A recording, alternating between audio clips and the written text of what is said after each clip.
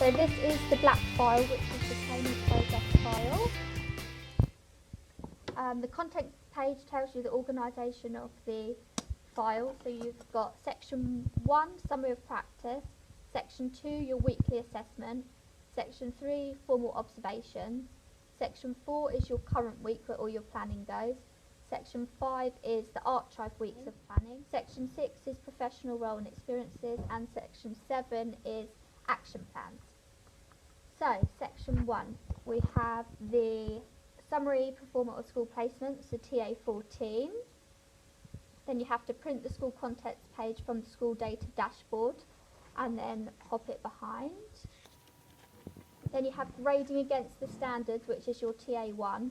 You only have grades for your spring term and your summer term on this.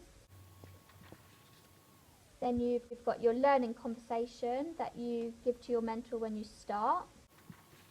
Then you have your end of practice report, which is the TA2, the bridging the gap, and your link tutor contact details.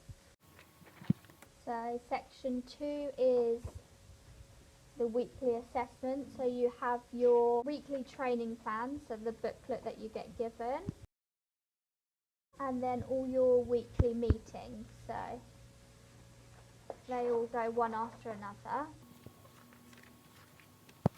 So those are your review meetings with your mentor. Section 3 is your formal observations. At the beginning you should have your TA6, which is your lesson tracker of all your 15 areas. This is what you do after each observation. Then you have all your formal observations. So you have your TA7B, your TA7A, the TA13, the planning for that observation, and then so on, just after you pop all of the observations all the way through, one after another in order. Section 4 is the current week, so obviously at the end of your practice you won't have anything in there.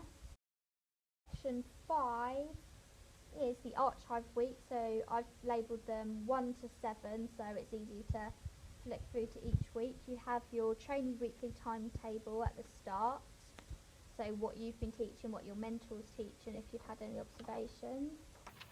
And then your planning for that week, your evaluations of the lessons, you should have 3 per week.